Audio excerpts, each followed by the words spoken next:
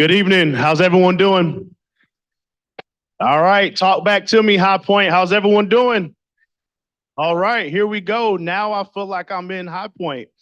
I feel like I'm in High Point whenever I'm amongst living, breathing champions who are not just excited, but confident about High Point's future. So much so that they had to come to a presentation about what exactly we're going to do over the next 20 years. And nothing fills me with more gratitude and more appreciation than all of you all being here for today's event. My name is Cyril Jefferson, and I have the privilege of serving as mayor of High Point. And over our city's 165-year history, we've been the beneficiaries of a lot of things. But one thing we've never had up until this point is a comprehensive plan. And I was just talking with the staff, and what they were talking about is, Cyril, we've done transportation plans, we've done marketing plans, we've done water and sewer plans, we've done electrical plans, we've done tax plans so we can make sure to tax you all on time and be paid on time. But we've never done a comprehensive plan. And this is the first time where all of the departments get to come together to put it all on the table. But more than that, more than just all of our team coming together to talk about how we're going to work together, really what's so important about this plan is how you all as a community came together to help us put this together. And I'm excited. I see a number of folks who are in the room who have been a part of the steering committee that's driven this, a number of business owners, folks from neighborhoods, people from our faith community, people in education. I see a lot of realtors. Whenever there's realtors in the room, I shout them out so they can make sure my Zillow price looks good the next time. I see former mayors. I see you, Mayor Bensini. It's good to see you here with us. I see a number of people who believe in what's happening in High Point, and that makes me very excited. I uh, I recall that not too long ago we went through a rebranding process. How many folks are familiar with the rebranding we did here in High Point not too long ago? And what we noted in that conversation is that what we're learning about our city every single day is just how powerful it is as a creative city. That here in High Point, where we are home to the 100+ year trade show that is the furniture market, we create something that literally exists in the homes, the bedrooms, the living rooms of people all over this blue and green globe. And that folks all across the world, when they think about furniture and when they think about the industry of design, they think about High Point. In fact, Tammy and her team was telling me that when they go to Milan and to Paris and to Vegas and to Atlanta and New York and everywhere else that you go for these kinds of shows, they say, man, I think I may go to the Atlanta trade show. I may go to the Paris market. I may go down to the Milan show. But you know what they say when they talk about High Point? They say, I'm going to market. And it's simple and plain. That's just one name that they know it as because no other place compares. And so what we learned through this experience is that what we create in High Point changes the world. And what more fitting to do than to ensure that a little community like this, 120,000 souls working together, can figure out how our next trajectory lines us up to capitalize on this next big thing, and that is High Point's growth. With that rebranding, we also came out with a new logo. And with that new logo, I feel like as a point of privilege, I have to show you all my new socks that I have on this evening. If you don't have the new socks yet, that's okay. You can pay for these socks. In High Point, everything's for sale. So don't ever forget that you can get these new socks as well. I'm not going to do all the talking this evening. I'm really just here to welcome you all because we've got the team from CZB who has worked with our staff really now, I think for the past couple of years, for us to ensure that we hear from every single voice that is in our community. We've done focus groups and interviews, and we've done table talks. We've done town halls. We've been in your barbershops. We've been at the YMCA soccer games. We've been every single place to ensure that we can hear from our community. And I think that what you're going to hear today is a very bold plan. It's a very different plan. It's a plan that takes into consideration not only how we grow for great business, but also it takes into consideration how the families that are being raised here within our community can have what they need from a quality of life standpoint, from a health standpoint, from a safety and security standpoint. Because when we think about our city, we think about how we can raise our families. We think about how we can have thriving businesses. We think about how High Point itself can continue to be the great community that we know and love. And so without further ado, will you all please join me in celebrating Mr. Matt Ingles from CZB as he comes forward to present the plan. Thank you.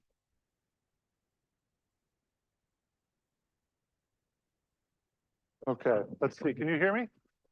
My mic on? Kinda-ish, a little bit louder. I know how to do that. Oh, wait. How about now? Is that better? Okay, how about this? All right. Well, geez, I'm not sure if I can top that. I'm excited.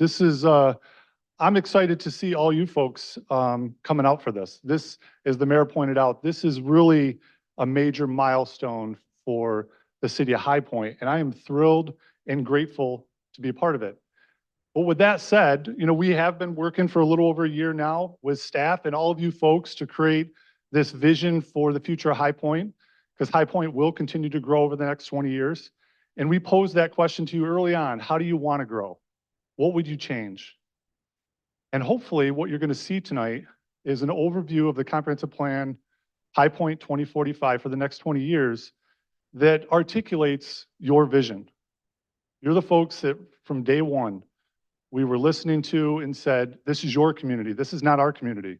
We're just facilitating the process. And you folks showed up again and again and again. And tonight is no different. This is wonderful to see. And it shows your commitment to the future of your city, which is really, really important. So with that said, what I'm going to do is give you an overview of all the components of the High Point 2045 comprehensive plan. Later this week, the full document will be posted on the website, highpoint2045.org. And there'll be a slide later on that you can take a picture of if you want to make sure you get that URL right. But that will be available for public review. But hopefully tonight, you'll get a good idea of what the plan is all about. I'm confident. I see a lot of familiar faces in the crowd today that I saw at open houses, in different presentations throughout the process. So hopefully you'll see, and I'm confident you will see your ideas in this plan. So as the mayor pointed out, we've been working with staff. This is the planning team. On the left side, I'll introduce Sushil, planning director, Heidi, project manager, Andy, planning administrator, and then on the CZB team, myself, Matt Ingalls, Thomas Eddington. Unfortunately, Lauren is not here with us tonight. Lauren, you might have seen her at a lot of the open houses. She's our public engagement guru. And then we also have Larry as well from our team. So we've been working with those folks on a kind of day-to-day basis, a week-to-week basis. But we've also been working with a 23-member steering committee that the city put together through an application process, very diverse group, very sharp group. And without them, this plan wouldn't be what it is. They really provided guidance throughout the entire process. So if I could I ask the steering committee members to please stand up and be recognized by your fellow, I know we have some in here. Yeah.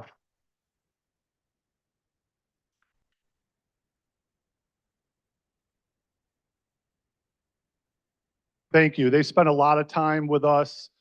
We met 6 different times throughout the process. They're the ones that had to make a lot of the decisions on, how do we move forward, a lot of discussion around key topics, all the stuff that we gleaned from the public process we brought to this group to vet and to provide feedback as well. And they did a wonderful job. So High Point 2045 has 4 major components. The first is really just the introduction. It's the baseline information, what is a comprehensive plan? And as the mayor pointed out, the first full comprehensive plan for the city of High Point, which is really amazing. I know that there's an addition to the plans that he had mentioned. I think that we reviewed over 200 plans, is that right, Thomas? Of different plans that were been done over the last 20 years or so in High Point. But no comprehensive plan. The comprehensive plan really kind of ties everything together and is really the umbrella document that guides growth and the vision moving forward, for 20 years or more. Typically, we recommend take another look at it in 5 or so years. If you need to tweak it, you do it, and then maybe do another full update in 10 years, especially as High Point continues to grow. So the introduction, along with that, will have some stuff about the process and schedule and things like that.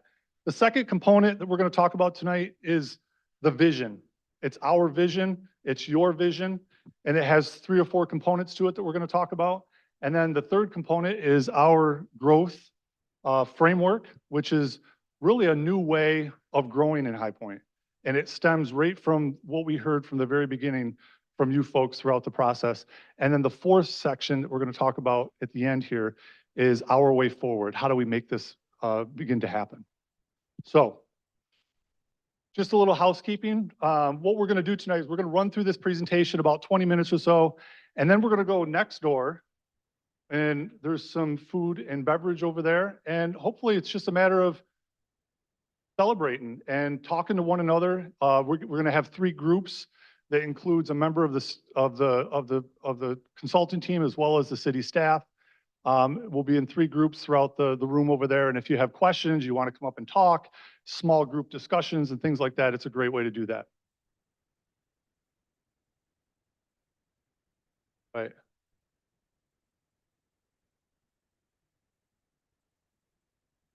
Okay. So we've been at this a little over a year. We kicked this off last January, and then it was a 3-phase process. The first phase, which was the first few months, was the analysis and key issue identification. If you remember, we had an open house right out of the gate, and we talked about the big things, the things that really we need to get right in this comprehensive plan, the things that were on people's minds, and you wanted to make sure that this comprehensive plan addressed those things. We also did a lot of analysis, and you'll see in the plan, we have some overall analysis citywide on demographics and things like that. And then we dig into some further analysis based on those big things or those priority areas that were identified by the public. We moved into phase 2, which is the vision, the values, the principles, and the priorities. And that was a lot of engagement in that time period, pretty much the whole summer. We had several open houses in a roadshow format where we had multiple open houses during the day throughout different parts of the city. We had some surveys as well. And then we also had the website that was available 24/7 as well. And then phase 3, which has happened the end of the summer into the fall, and that's where we're wrapping up now, is really that refinement and the plan development, and then we'll be moving into the adoption process over the next few months here. So if you remember, we had those road shows, but in addition to those, we also had kitchen table conversations where we asked the steering committee to go out and meet with folks in their neighborhood or people they work with, just other fellow residents, to talk about hot topics that we provided them. And then they brought those back to the larger steering committee for discussion. So maybe some of you participated in some of those kitchen table conversations. It was a great way to get several hundred additional people involved, but then also more on an intimate basis to sit down and actually have conversations in small groups, which is definitely more fruitful. We also had an online survey in September. We also had online surveys following each of the roadshow open houses that we had in April and July and November. And then we also, as I mentioned, have the highpoint2045.org website that's also available that we receive comments throughout the process as well. So you may even see some of your own words in the plan. We took quotes from a lot of the open houses where people shared their thoughts and input, and we tried to sprinkle those through the plan. Those are important to recognize that you folks provided a lot of time and effort and thought, and we want to make sure that those get recognized in the plan as well. And we'll be updating these numbers as we get to the final plan as well to reflect the folks that were here tonight as well. So that kind of sums up in a broad way the first section, the introduction. As I mentioned, this is really the executive summary. You received this when you came in tonight. It's the heart of the plan, really. It's our vision, our growth framework, and our way forward. And I would think that you would want to spend most of your time on these sections of the plan when you get a chance to review it later this week. So our vision is comprised of 3 different components: the core values and the planning principles that we started collecting data on that from the day we stepped in High Point. It's really the foundation of the vision and also the decision-making framework that we'll talk about here in a minute. And then the second component are the priority areas, or those big things, and we have 3 of those. And then we'll move into the preferred growth framework, For those of you that attended the open house, I believe it was in July, we had scenarios that we presented to the public and got feedback and rating. You ranked which scenario you thought was the best one for High Point. So as we move forward, the core values for High Point is the city's committed to being an inclusive community. That's something that we heard from the very beginning, that there's a little bit of a divide, or there has been a divide in the city, especially from north to south. And some folks even go as far as saying, well, even from east to west, sometimes there's a divide. How do we begin to overcome that? We want to make sure we're inclusive. We want to be an entrepreneurial community. We can't continue to do things just the way they have been, because we're competing. You're competing against every other city, not only just within this region, but other places. We know now we can live, we have more choice in terms of where we choose to live than ever before. So High Point has to remain relevant, has to compete with all of those other places. And so we want to make sure that we're entrepreneurial and that we are also a creative community. And I think the mayor pointed that out, not only with the history, with the home furnishings industry, but it's actually beginning to evolve with arts and other design professions as well. And then within those core values, we have these planning principles that are on the right side of the screen. And I'm not going to read those tonight, but when you get a chance later this week in the plan, take a look at those. And these are the things that help guide our decisions, and they translate our values into actions. So the values are the things that we're willing to fight for. They're inherent to High Point. They're the things that we truly believe in. And then those guiding principles are rooted in our values, and they provide us direction. The second component of the vision is our priorities. If everything's a priority, nothing is. But we want to make sure that we keep these things, if they're truly important, that we have to keep those things in the forefront of our mind.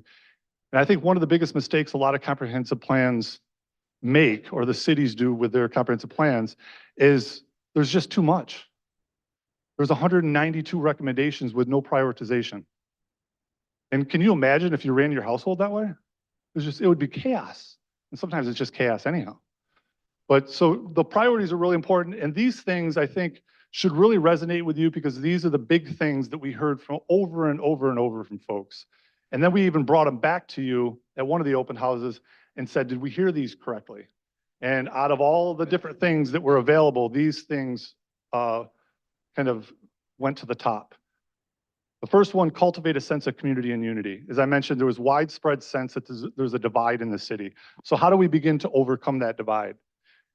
Each one of these priorities, in this section, we have some data that talks about and analyzes things around that priority.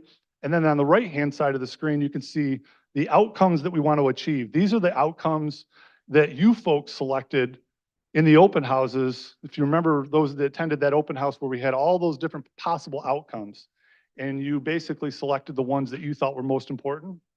These are the ones, the top 3 that were selected by the community for each one of these priority areas. The second priority is strengthen the sense of place and economic vitality of downtown. So one of the things that people talk about is we love the market. The market is a critical aspect of not only the local economy and the regional economy, but really the state economy. It's huge, it's important, and it helps define downtown. But you have a lot of momentum going on right here, right within this vicinity of the stadium and this facility and the social district. And building on that and recognizing that you can have a vibrant downtown, you can get more people living and working downtown, and that all can coincide with the market. The third priority is diversify, integrate housing with other land uses and transportation options. Another thing that we heard early on, over and over and over, that High Point is not walkable enough. That people were looking for it to be more walkable, to have some higher density areas that you can walk to a restaurant, or you can live above a store or a main street type feel, that mixed use development. And we also heard that without a car, it's very, very difficult to get around High Point. And there's many people in the community that don't have the luxury of having a car. And without density, you can't have a thriving transit system. They go hand in hand. So this is one of the reasons why this kind of made it to the top, I believe, is that people go and visit other places and they say, you know what? We can have that. Why can't we have that here in High Point? Why can't we have mixed housing and mixed use development within a walkable, bikeable area? And you can have that here. It's just changing the way you choose to develop and grow. And the third and final component of the vision is the preferred growth scenario. You remember back, I believe it was at the July open house, we presented 4 different scenarios of the way that High Point could grow. The first one is basically stay the course. Just continue to do what you've been doing. The second one was just to pivot slightly. Continue to do what you've been doing, but redirect a little bit of that growth to a few areas within the existing city boundary. And then 3 and 4 are very, very similar. And you can see that 80% of folks supported these 2 scenarios. And they're basically the same. And what it means is redirecting growth to mixed use activity centers scattered throughout the existing city of High Point boundary. And then the difference between 4 and 3, and you can see that almost 60% supported number 4, is that in addition to redirecting the growth towards these mixed use centers, that you would also preserve open space for future generations. That's a big move. That surprised us a little bit, to be honest with you.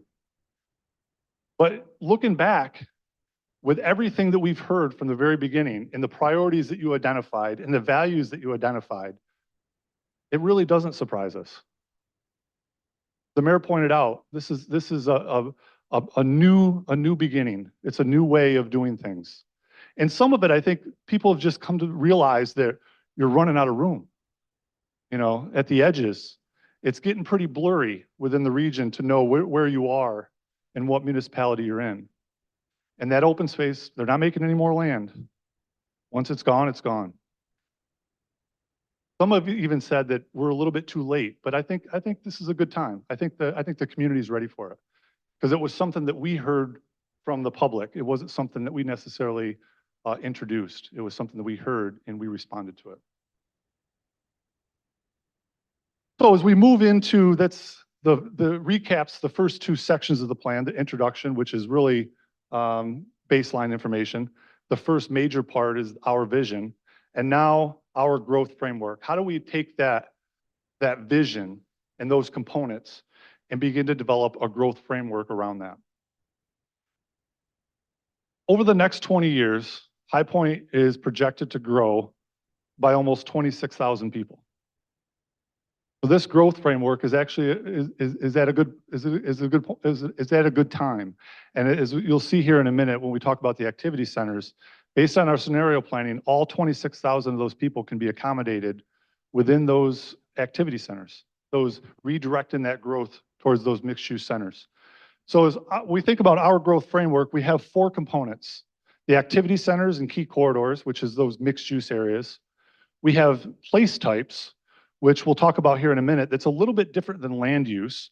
Most of the time, I think, if you're familiar with land use planning, it's just about the use of the land, not necessarily the character that you're trying to create. So we're going to talk about that. And then open space preservation, and then we're going to finish up with just good design. We thought it was important to step back and say, you know, how has High Point changed over the years? You can see on the far left-hand side of the screen, there was only 525 people and about 2,500 acres. And then on the far right-hand side of the screen was 2023 with 114,000 people and 37,000 acres. So we've been growing out for decades. And as we mentioned, land is becoming scarce.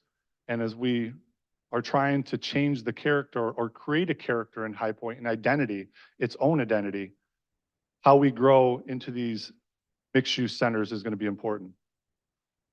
So these activity centers, we have 3 different types. We have the regional center, we have the neighborhood center, and we have the town center.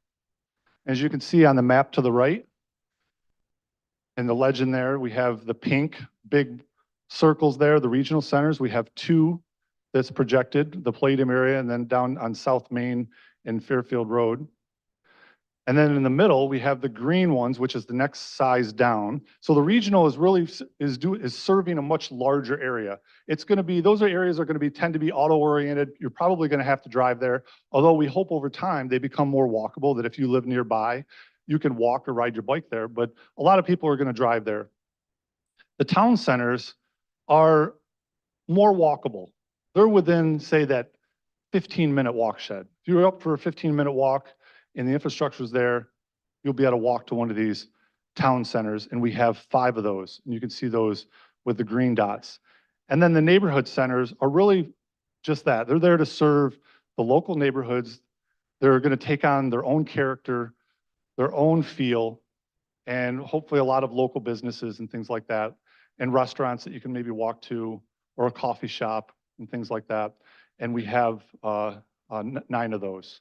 And then, of course, downtown is a major activity center, and it's certainly regional, but we treated downtown separately because we have it as a priority area.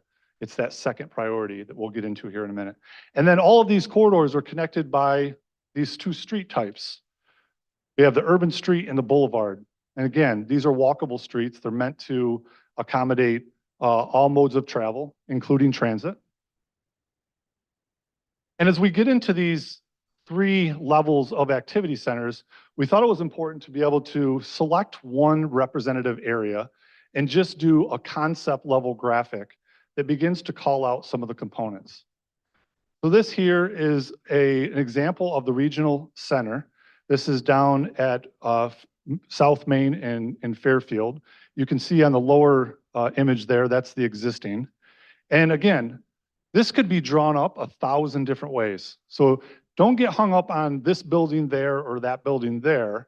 What it's really about is the call outs that you see on that graphic. Things like street trees and maintaining and retaining some of the existing buildings and creating shared parking and creating public gathering spaces and walkable streets, on-street parking, all of those types of things.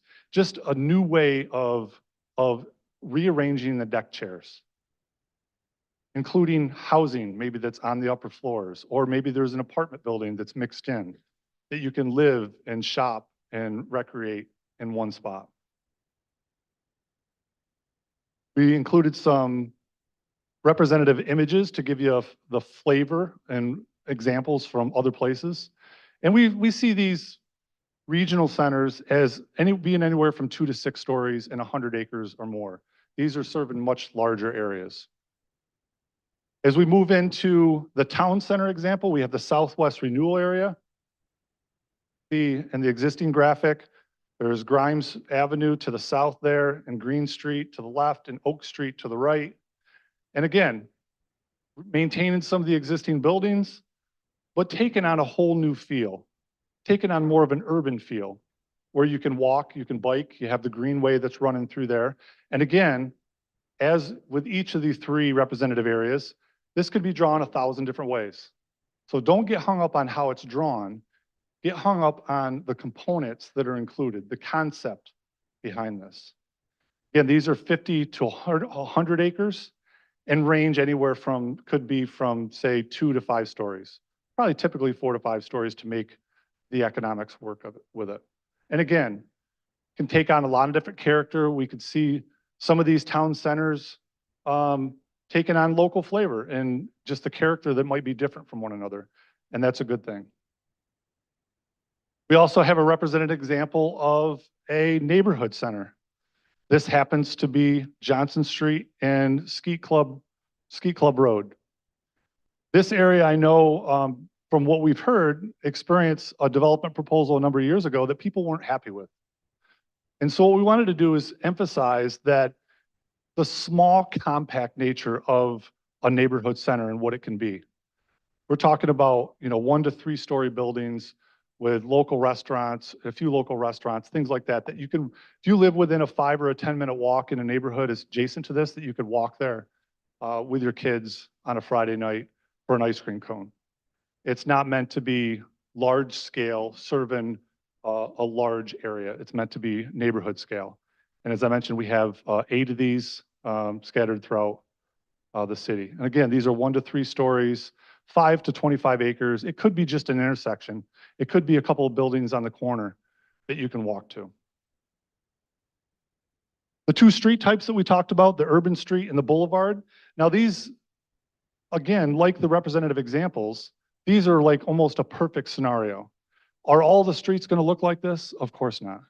But hopefully what we want is all of the streets that were identified to consider each one of these components, to consider walking, biking, driving, and transit on each one of these. Is it going to work out that each one can accommodate all of these in all places? Probably not, but that's what we should be shooting for. It came across loud and clear that people want to have options when it comes to their transportation choice. And then, as I mentioned, component number 2 are the place types. I'm not going to go through each one of these in detail. You take a look at these when you get a chance to look at the plan. But in addition to land use, these also take into account character. Because most of us, unless you're a land use planner, you really don't necessarily think about just land use. You think about the character of those places. You think about the character of your neighborhood. It's all residential, but one neighborhood is a little bit different than another neighborhood. And that has to do with character as well. So we have these, starting at the outer edge, we have these place types that move in from suburban edge rural to suburban neighborhood to urban neighborhood. And then we also have all of these other different place types that accommodate different types of commercial development and mixed use development and industrial development. And then all of these are laid down on a place types map. And you'll be able to take a close look at this in the document, and you'll see the legend there, and you can flip back a page and you can read about the different place type. And hopefully this will resonate with you, not only on what the land use is, but also the character. Because each one of these place types exists to some extent in High Point now. It's just doing a better job of defining those. Then our third component of our growth framework is open space preservation. One of the things, as I pointed out with that scenario number 4, that 60% of the people said, yeah, we like the idea of somehow preserving open space. The surest way to do that, there are a lot of tools in the toolbox, and we talk about those different tools from a planning standpoint, a regulatory standpoint, as well as an acquisition standpoint. But the truest way to preserve it long-term is to acquire it, is to buy it, and make sure that it remains open space as a park or a preserve or trails. And you begin to connect these together, that creates these contiguous open spaces and trail systems. And we've all probably been to places. Charleston is a good example that's had a green belt program for years. You have regional trails systems trying to link these things together. What was interesting about this is when we posted as a question to folks in the survey, an online survey, 60% of folks said that they would support having a line item in the budget and some sort of bond to be able to acquire property that would allow it to remain open space for future generations, which I thought was quite amazing. And then the last component of our growth framework is just good quality design. You can't have mixed use development, successful mixed use development, without having good design. It has to be walkable. To be able to take advantage of those benefits of mixed use development, you need to be able to park in one location, be able to walk to multiple locations. It has to be safe. It has to be a good experience. We've all seen those sidewalks that are on the edge of some roadways that you never see anybody walking there, even though the sidewalk's there, is because it's frightening. It's not comfortable. So we have to factor in just good quality urban design. Is every street going to look like this? Absolutely not. But the components there, the integration of the public realm and the private realm together can make great streets. And great cities are made of great streets. So as we move into our last section of the plan, this is our way forward. So we talk about vision, we talk about the growth framework. And so, okay, we talked about the components of our vision, especially those priorities, those priority areas, or those big things. And now we move into our way forward. So it's a combination of those things all working together to make that vision become a reality. One of the things that we're recommending to make sure that the comp plan stays in the forefront of everyone's minds, because it's easy to put these plans on a shelf and never pay any attention to them. And unfortunately, that happens all too often. So what we're proposing on the left side of the screen is an implementation task force. Bring the people together that need to be put together to make things happen.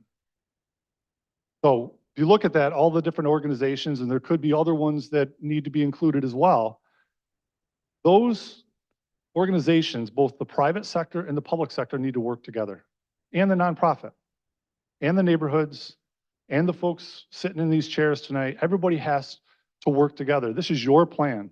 This is everybody's plan. This is the city's plan. It can't be City Hall's responsibility to do all of this. It's just not going to happen. It's not designed that way. That's not how our communities work. So bringing the right groups, the right people together, and there may be subcommittees, you know, who knows, this group could end up being divided up into focus areas based on the priority areas or whatever it might be. But that's one of the things we're recommending to do right away, is to get this task force together and get people talking and continuing to talk about the implementation of the plan.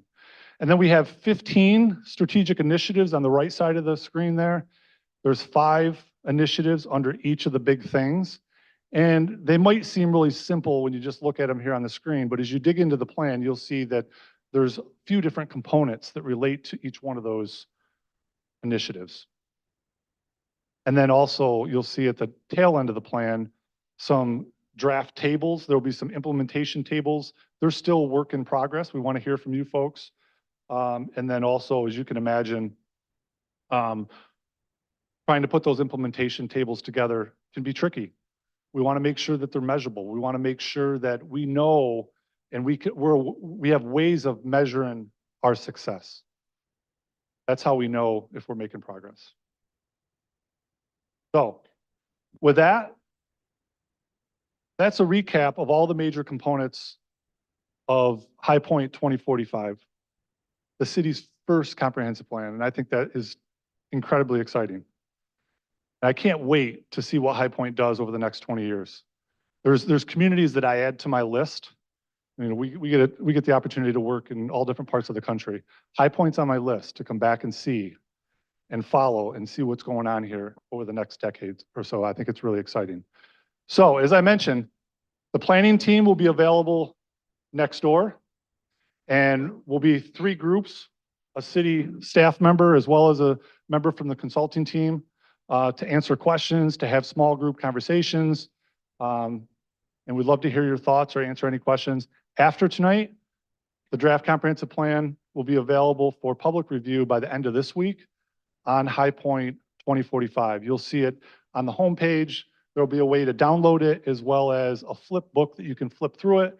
And then there'll be comment boxes there as well. We encourage you, and it'll be on the screen, be as specific as you can with any comments that you want to share, page numbers, columns, things like that. That way we know exactly what you're talking about. And if you're willing to, then please share, I think, your name or your email address, things like that, so we know how to get a hold of you if there's any specific unclear things. So with that, I thank you. And there's one thing that I do want to do. If I can ask everybody to come over here. I want to get a selfie of this whole group.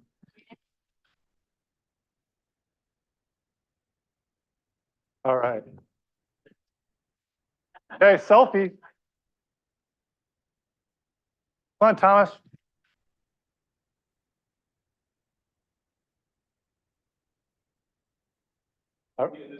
Yeah, that's right. Let's go. All right. 1, 2, 3.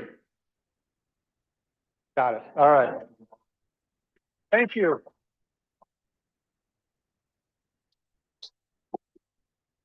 John, thank you. Thank you. Appreciate it, sir. I live in the neighborhood.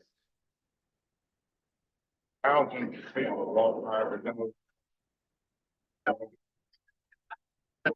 I don't know about that.